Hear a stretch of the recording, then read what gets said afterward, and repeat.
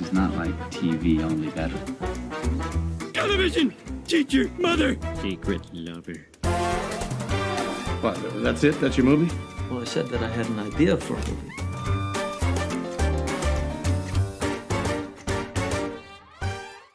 Good afternoon, good evening, and good night. This is the Screen Watching Podcast. It's your destination to hear what two guys have to say about the movies and TV shows that they've watched. That's right, that can be a podcast. My name is Dan Barrett, joined as always by Simon Foster, man about town.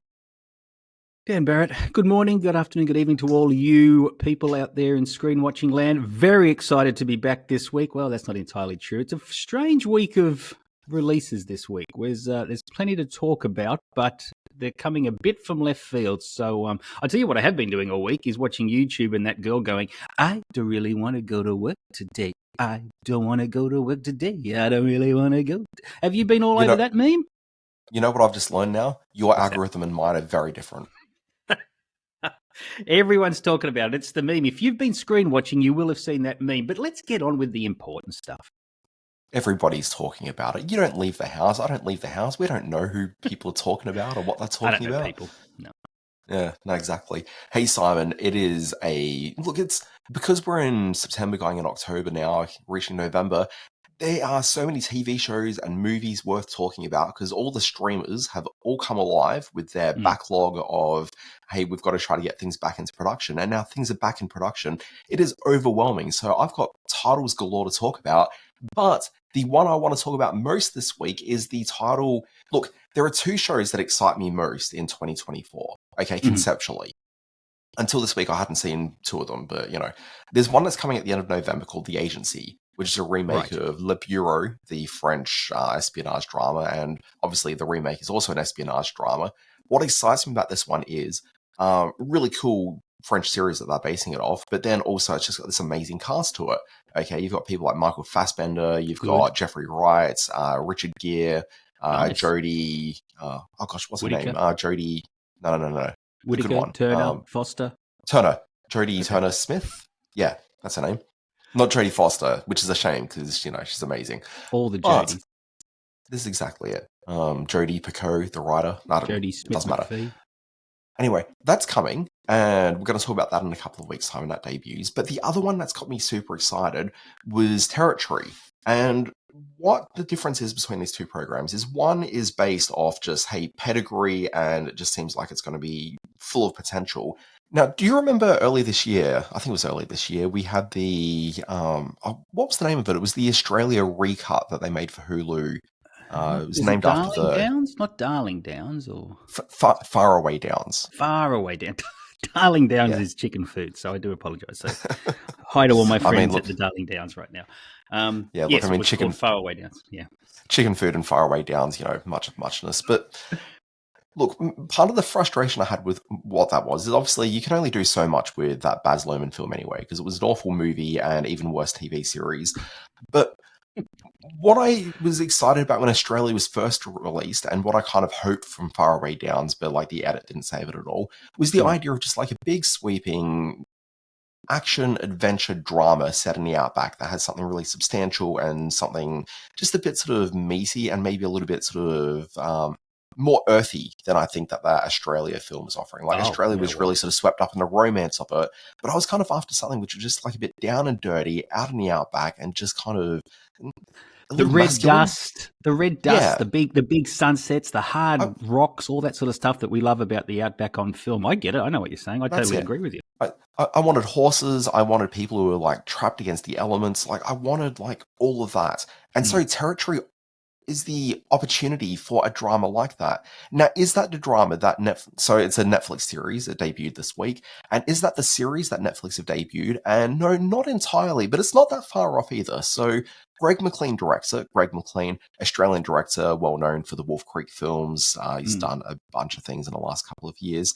We're going to put a pin in Greg McLean and come back to it. But when you got someone like Greg McLean onto it, you know that you're not dealing with a Baz Luhrmann type production here. You are dealing with someone who's going to be playing very much in that sort of more masculine space, which is kind of what I was hoping for. So it certainly ticks that.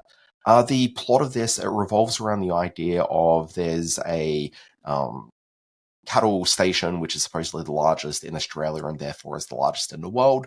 It is run by a patriarch who's suddenly looking towards the end of his life. He's already handed it over to his son, Danny. Danny, as the opening sequence of this film, well, as this series sort of really kicks off, not quite the opening sequence, but it's, within the first 10 minutes, he's out there in the middle of the outback. He's by himself. He's busted up his leg. And as a result, there's dogs, dingoes, and other wild animals who are there just looking at him thinking, this guy is not long for us. And you just see him going, come at me. And then, the dogs start ripping him apart as the camera pans away, and you see the words across the screen saying territory. And I'm like, yeah! People say everything up here is trying to kill you. The climate, the land. But you learn to live with it. It makes us who we are. What are you doing, bro? Just need to Google how to land the bloody thing. Daniel Lawson, the president of the Northern Territory Cattlemen's Federation, has died. You The know? world's largest Northern Territory police That's my uncle. confirmed that the 41 What follows after that is essentially, it's kind of a version of Succession of sorts. So you've got this patriarch who is now suddenly, he doesn't have his heir running it anymore. The guy who seemed like he was about to put this station, which has had some financial issues, putting it in turnaround. So the last year he's been running it, things are starting to look like they're on the up. They're about to engage in this massive muster, which is going to give the station a financial sort of shot in the arm. It's all looking great. With him gone, he's stuck with the scenario where he's got his other son, who's a drunk layabout, who's never really quite proven himself entirely.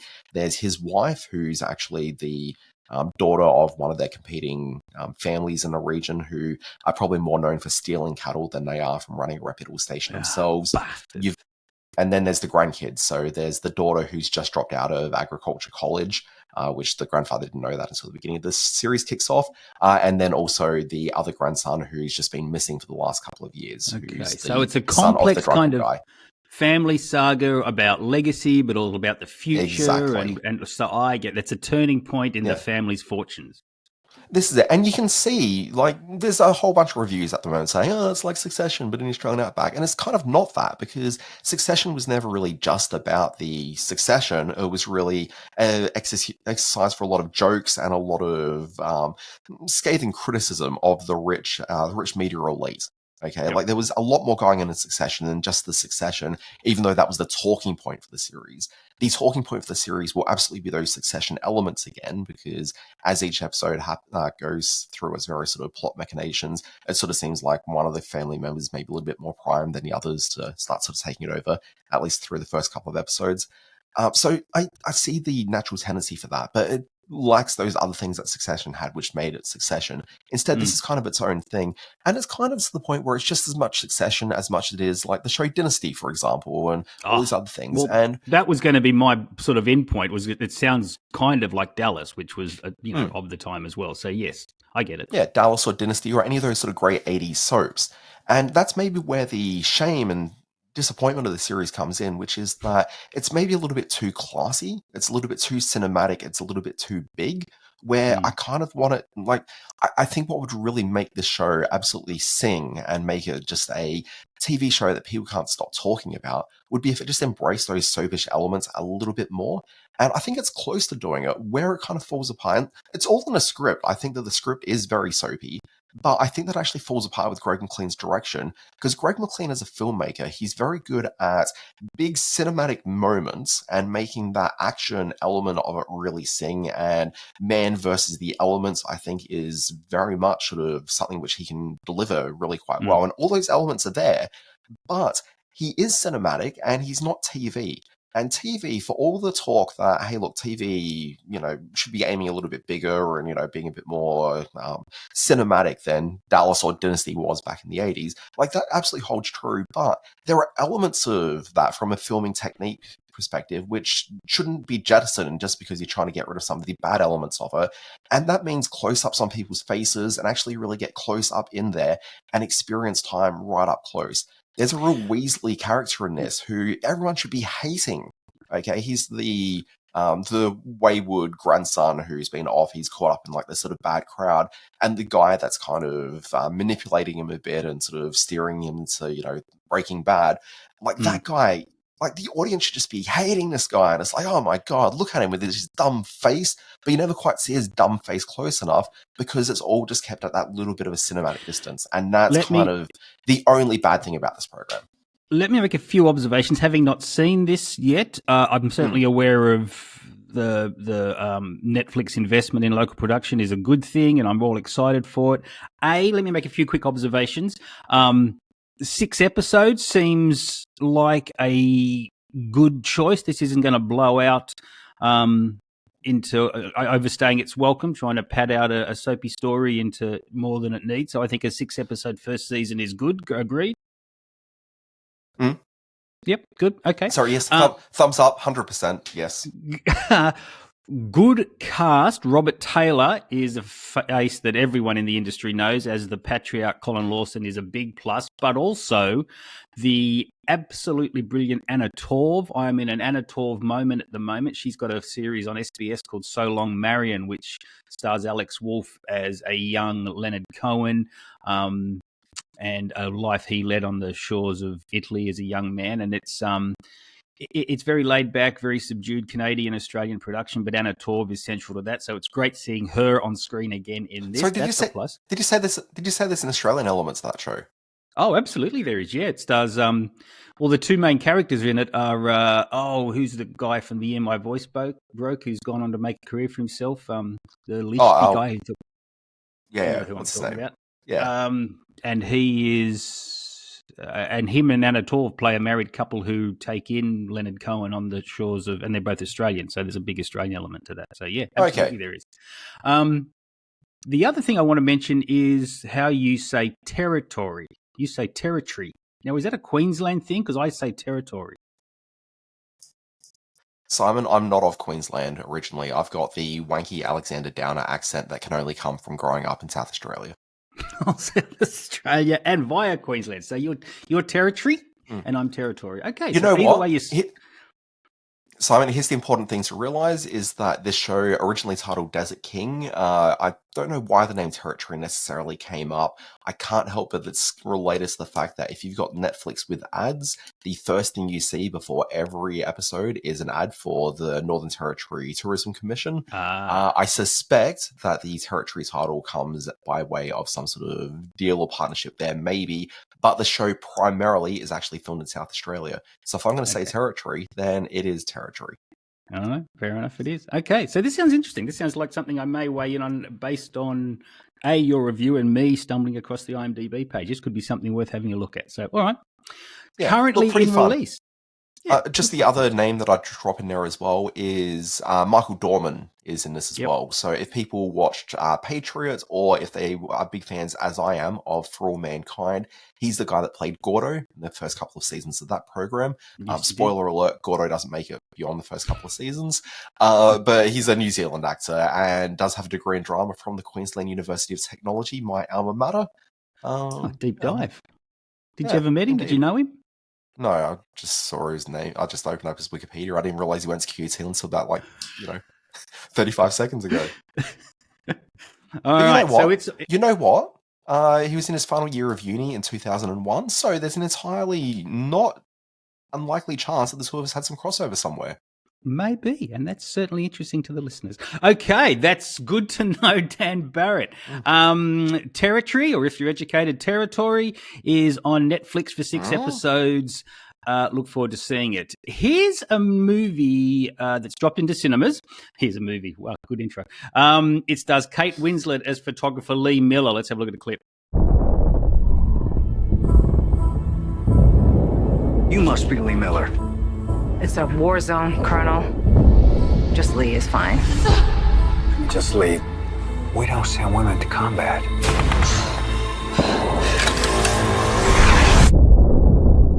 Well, that's a problem, because I'm here. Welcome to Vogue magazine. I hear you're the woman to see about a job. Audrey Withers. Yes, I am. I've seen your photographic work. You're really very impressive. Lee is the story of photographer Lee Miller. She was a fashion model, but that was a world that didn't excite her too much, so she decided to go behind the cameras, and she did so at exactly a point in time when World War II was gathering steam. The Nazi forces were doing what the Nazi forces did, and she teamed up with Davy Sherman, who's played by Andy Samberg in a rare dramatic role, and went deep into the heart of Nazi-occupied Europe to take a series of photographs, which were published in Vogue magazine, which caught me by surprise. I didn't know Vogue was at the time a major news publication, but apparently it was, and broke a lot of new photos from the front during the war years. And this tells the story of how Lee Miller fought against, obviously, the misogyny and the patriarchy of the time, trying to make it in a world of alpha males going off to war and holding her ground amongst the soldiers and the colonels and the generals who she had to win over to get into these positions, and the relationship she had with both Sherman and her husband, played by Alexander Skarsgård in the film, and how this new world of taking photos at the war front was so removed from her highfalutin fashion days when she would hang around with people like Marion Cotillard and Nomi Merlon. Also in the mix is a terrific Andrea Riseborough as the editor of Vogue, who kind of tried to help her get her pictures published, but was up against the establishment from the start as well. All of this is framed in a recollection that takes place while a much older Lee is being interviewed. At first, you sort of feel like it's a newspaper interview by a young man, but who we learn is actually her son. He's played by Josh O'Connor, who was the darker, more interesting character in the Challengers tennis film a few months back. Also, Simon, typical TV erasure there. Also played Charles across 3 seasons of The Crown. Yeah, which I understand was very good. Never saw a second of it. But he's very good in this as well. So this is a quality cast, top to bottom, led, of course, by Kate Winslet as Lee Miller, who gives a fairly fierce performance and really does keep this movie alive. It is, in other ways, a fairly kind of standard, and here comes that word you and I love, Dan, biopic, but one that tells a story that is worth telling. Lee Miller's sort of combative nature with the establishment and journalism of the day, and then how she was able to get to the fronts with Davy Sherman by her side is a terrific story, and Winslet gives it her all. And I mean that in every sense of the word. This is a movie where there is boobies and there is peen, and there are also yes, I know. And we'll get to more peen later in another podcast we do. I'm scandalised. You should be scandalised. But this is a fairly brave sort of performance from Winslet, and she's deserving of all the accolades she's getting for it. It's one of her best roles in a long, long time. The film does a bit of a bait and switch in the third act. First of all, by going into the horrors of the Nazi concentration camp and showing exactly the nature of the horrors that were undertaken there, and the photos that Lee Miller took. But then with a sort of twist at the end, which caught me completely by surprise and was a really clever device from the young filmmaker who's made the film, Ellen Kuras, who I'd never heard of before, but I think worked with Kate on one of her previous films. I should check that. But so this is a really solid war story, true story, and features a great performance by Kate Winslet. So everything you've heard about this is worthy of acclaim. So yeah, it's called Lee. It's in fairly wide release now, but certainly feels like it'll play just as well on your streaming service. Yeah, look, that's absolutely how I'll end up watching this. But Lee Miller, I actually didn't know Lee Miller really existed as a person until I saw Civil War early this year, where the Kirsten Dunst character Lee Smith is, named after Lee Miller. Yep. Effectively. And as soon as I sort of came across that, I started doing some reading up on Lee Miller, and yeah, obviously a very interesting figure, and absolutely understand why they've made a biopic about her. Yeah, and it works on every front as well. It starts off in a fairly conventional way and kind of looks, I don't mean to sort of have any sort of cinema bias here, but it looks like a TV movie for the first half of the show. But when they get to the war front and there's some fairly big production values that become apparent, and it's a very well made, very well acted piece of cinema. Yeah, but again, that's probably what's going to make it actually play pretty well on a streaming service, which is where most people will probably end up seeing it. For sure. Dan Barrett, I've just had a question come to mind. What else have you been watching? I love our little throws to this segment. Glad you asked, Simon. There is a heck of a bunch of, look, I'm not going to say great TV, but interesting to talk about TV. 3 big titles this week. I'm just going to run through them pretty quickly. You've got Before. This is an Apple TV Plus series with Billy Crystal as the lead. Initially, when I heard Billy Crystal was doing an Apple TV Plus show, I thought it was going to be a comedy. This is not a comedy. This is a child psychologist. He's dealing with the emotional fallout of his wife, who had a terminal illness, has just committed suicide recently. So he's dealing with that. Then suddenly this sort of strange boy keeps on appearing at his house. He doesn't really quite know exactly what's going on with this kid. And as the first episode, takes place, he starts getting involved in this kid's life. He's a foster kid that's bouncing around from family to family.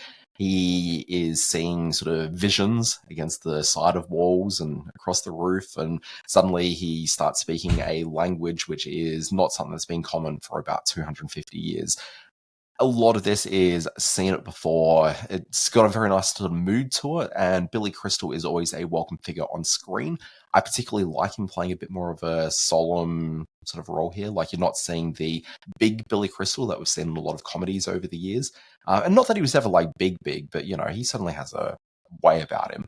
Here we're seeing we're seeing a very subdued Billy Crystal, and I'm kind of there for it. It's just a shame that this show is just kind of a little bit, it's a bit rote. It feels a little very quickly, other things. You got Poppa's House. Yeah, but it's exactly like the 35 other movies that you've seen before that kind of hit similar terrain. It's you've just seen it before. Like, it's nothing particularly special. Great show if you've never seen movies before. Anyway. Other things, you got a very traditional CBS sitcom in the form of Poppa's House. This is Damon Wayans, is a radio DJ that's been popular for years and years. His show is slid to number 2, which is apparently reason enough for the radio network to go, oh, you need a co-host. And then they radically upend the format of his program from being primarily music and remembrances to a chat show with him and a female co-host, and the two of them, they're like oil and water, like, how are they going to get along? And it's like, well, what radio station would ever do that? Someone who's just dropped to number 2 after one survey. Ridiculous. But what the show ostensibly is a family comedy where that's his work life. And then at home, he's got his adult son played by, wait for it, Simon, Damon Wayans Jr., Nice. That's right. Damon Wayans and real life son on screen finally together. Casting again, coup. Technically he played the same role in New Girl when they cast Damon Wayans Jr.'s father in that, but that's neither here nor there. At least I'm pretty sure that's the sitcom where I saw the two of them as father and son.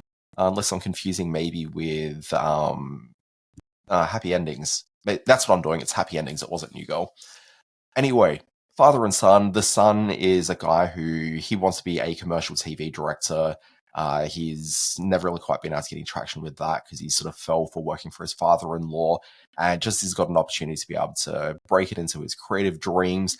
The pressures of now having a family sort of weigh on him. So he's dealing with that. His father is trying to sort of guide him towards it. It's traditional hacky sitcom stuff. But what's maybe interesting about this is that one, like, the cast are kind of winning enough, with the exception of the lady that's been brought in to play the offsider to the titular Poppa.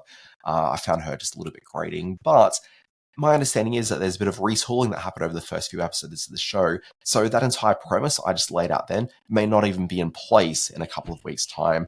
I believe that Poppa ends up bringing the radio program home and it becomes a podcast. So whether his offsider is part of that or not, I'm not too sure yet. I guess we'll find out next week for the next thrilling installment of I like Poppa's me some House. Wayans. I don't mind a bit of Wayans. Damon's had some hits over the years that I've enjoyed, so I can dip into this. I'm not the biggest fan of Damon Wayans, but I really like Damon Wayans Jr. So, you get what you get. And then the final thing is, based off watching a very traditional CBS sitcom, I went straight into watching The Neighborhood, which is another very traditional CBS sitcom, which has been running for 7 seasons, Simon. How many episodes have you seen of The Neighborhood? Until I saw it on the running sheet here, I'd never heard of The Neighborhood. Yeah, no, exactly. So, look, The Neighborhood, I don't really know got much play in Australia at all. Like, it's No. on Paramount Plus here, but it's just kind of a program Is there that anyone of exists. note in it? Should I know about this? Oh, look, I mean, there's absolutely people of note in it. So we've got in the the main role is Cedric the Entertainer, who's a pretty Sure. big comedian. Beth Bears, who was one of the Two Broke Girls, she's in this. Nice. And Max Greenfield from the aforementioned New Girl is the He other shits me, but main yeah, male okay, lead. 2 out of 3 ain't bad. I really like Max Greenfield. I think he's great. Yeah. But anyway, I can appreciate why someone may not like him, though. He's very big and specific. Yes. Anyway, so the reason I watched The Neighborhood 7 years ago was because Max Greenfield went straight into that off New Girl, and I'm like, oh, what's he doing there? And they're like, I'm not sure I'm really into this all that much. Never really gave it another moment's thought until I saw it just on the streaming service. And I'm like, you know what? I'm going to check in with the 7-season series return.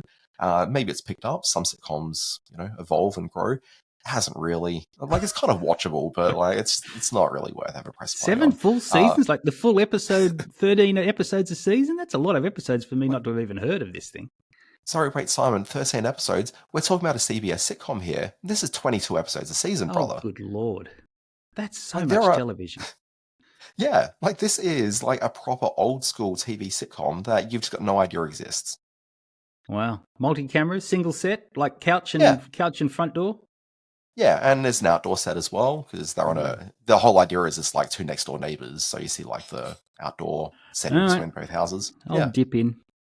No, don't. Like, it's fine. Like, you don't really need to. But it's a show that exists, and I just want to check in and say, folks, it's the same show that you didn't watch 7 years ago. Ask me a question, Dan Barrett. Simon Foster, have you watched anything else this week? Did I phrase that right? It's close enough. I get the meaning of it. Yes, I did. Also in cinemas this week is a very unusual film called A Different Man. It stars Sebastian Stan as a man with, and I'm going to have to be careful how I sort of frame this because I don't want to give too much of the way. It's a film that relies on revelations and reveals. He plays a man with a terrible facial deformity who undergoes a brand new scientific procedure. This is then removed, but by removing the facial deformity, his life, which he thought would be an incredible journey now as a good-looking Sebastian Stan type man, becomes one of ongoing disappointment and a real sort of message being careful what you wish for. Central to this is the appearance of a character played by Adam Pearson. Now, Adam Pearson is an actor who has real-world deformities. He's a British man, a very dapper gent, but who has this horrible disfiguration on his face that he has not specifically used to make a career, but has been cast in a whole lot of performances where he is able to explore what it's like as a man with these facial malformations. And in this film, he plays an actor who turns up and takes the role of a lifetime away from the Sebastian Stan character in a play written by Renate Reinsve, who you know is my favorite person in the world. So you have this very dark, bleak, at times hilarious, but certainly challenging film that I'm not at all surprised has only crept into a few cinemas, but has a real sort of auteurs feel to it. It very much feels like it's from a 70s sort of mindset. You could imagine someone like Michael Ritchie or Hal Ashby making this movie back in the 70s. A lot of very naturalistic performances, a lot of very black laughs in this one, but also a really dark undercurrent. A Different Man is absolutely not going to be everyone's cup of tea, but I'd rather see these movies being made and stumbling into cinemas than not at all. It's called A Different Man. One of the buzzy Netflix titles at the moment is a movie called Woman of the Hour. It's directed by Anna Kendrick, who also stars as a woman who goes on the US dating game show. And one of the three men who she's talking to is, in fact, a serial killer. Now, that sounds like kind of a chintzy premise, but the thing is, it's all based on a true story. This really happened in the 70s. The serial killer, Rodney Alcala, I think is how you pronounce the surname, was finally arrested and charged with, I think, up to 7 murders. Many people, many law officers, and this is comes up in the title card at the end of the film, suggests that he may have committed up to 130 unaccounted for murders. Good grief. I yes. haven't even left the house 130 times in the last year. Yeah, look, it's a terrific performance by the young man whose name I really should have got up on the screen, but he's great in the part. It bounces between the dating game set and the tensions that start to come out of that very awkward encounter. And I should point out Tony Hale is the host of the dating game. Is funny in a Tony Hale kind of way, but is also a real jerk. And there's accounts of some of the other murders that he did and of the young woman whose escape finally led to his arrest. So this is a really effective, very chilling bit of true crime storytelling, and really does announce Anna Kendrick as a terrific talent behind the camera as well as front of it. You know, I love Anna Kendrick. She's a breath of fresh air in most stuff she does. And in this one, she goes down a very different path and does it very effectively. So Woman of the Hour is the big Netflix title. And I do just want to mention very quickly. Sorry, before you do that, I've got to give my Anna Kendrick sort of rant, which is that there's people in the world who really frustrate me, like Josh Gad, who's just the worst person on the planet. Yes. Okay, and I understand why it is that I don't like Josh Gad, but I don't really like Anna Kendrick, and I don't understand why. Everything about Anna Kendrick seems as though it should be, I should be very much on team Anna Kendrick, and I'm just not, and I don't really quite get it. There's a smugness that kind of exists with her, and I don't know, I just find it really hard to get past. But anyway, I'm kind of curious about this, because I think that she's genuinely a talented, interesting person. And so her taking on board a more creative sort of stance beyond just being an actor, I think is something which I'm kind of interested to see how that plays. Cool. And I do just want to mention very quickly, I stumbled across an old movie on the Criterion channel. It's called One from the Heart. It's Francis Ford Coppola's huge Las Vegas musical that stars Frederick Forrest and Terry Garr. Look them up, kids. This was Megalopolis before Megalopolis. I knew of this. I knew of its reputation as the film that undid Zoetrope Studios and sent Francis Ford Coppola into a financial spiral. I think it's been reassessed, like many of those big follies of years gone by have been recently, like the Heaven's Gates of the world. One from the Heart is an extraordinary masterpiece, the kind that I have never seen before, and that includes Megalopolis. He was clearly had this sort of grand vision that led to Megalopolis in his toolkit all the way back in 80. I want to know it wasn't quite back in 81, but thereabouts for One from the Heart, and features a stunning Natasha Kinski at her most stunningness. So if you get a chance to see One from the Heart, which I think has been released in sort of a re-edited version to make it a little bit more palatable, which is the one that I watched, it's available on DVD and Blu-ray around the country, or on Criterion if you get the US channels. That's what else I've been watching. Fantastic. Simon Foster, that brings us to the end of yet another screen watching. Folks, if you want to track Simon and I into other podcasts, we've got our sister podcast. It's called it's called Best Movie Year 1987, and we're looking at the films of 1987. So far, we've looked at the first two films of 1987, being With Null and I, and also a little film called The Kindred. Look, one of those is the littlest of films. It's kind of, the beginning of the year, because we're doing them chronologically through the year. January, not necessarily the best month, usually for movies. Okay, but we're heading towards the end of January into February, which means that we are suddenly going to get some more interesting titles in our little podcasts. We kick it off. People tuning into the next episode released will find The Stepfather, the 1987 film with Terry O'Quinn, and I'm very excited for people to hear that podcast. Yes, but me too. And can I just point out, in much the same way that you say territory, you also say Withnell. I'm noticing something about the way you speak, Dan Barrett, that I haven't over 200 podcasts. Simon, we discussed this on Withnell and I, the podcast episode, which is that they say Withnell in the UK and not Withnail, which is how we've always just said it. So I tried to embrace Withnell, and then through the rest of that podcast, you kept on calling it Withnail. But anyway, that's neither here nor there. Now. Okay, well, I'll have to re-listen to it. Okay, yeah, you really should. Go on. Anyhow, folks can find that on YouTube and various podcast platforms. Your Spotify's, your Apple Podcasts, etc., etc. But if you don't care for that, instead you just want some raw Dan Barrett into your eyeballs, check out alwaysbewatching.com. It's a newsletter that arrives in your inbox at least 5 times a week, sometimes more. It's filled with news and information about TV, streaming, and a little bit of movie stuff, and some game stuff and other things on screens. Yeah. Simon, you do some stuff, right? Oh yeah, I do some stuff. I do some stuff. That's hard to do at this time of the morning. You can't even say Withnell. Over on my screen-space.net page, you can see previews that I've written for the British Film Festival, the Capital Film Festival in Canberra, news out of Rotterdam on the latest festival over there. So go there to read up on that. And, of course, you can contact us here at Screen Watching Podcast on Facebook, at Screen Watching on Threads and YouTube, or drop us an email at screenwatchingpodcast@gmail.com. .com. That's French. Folks, that's my this dialect. has been a Screen Watch. This has been the Screen Watching Podcast. We'll be back next week. We'll see you then.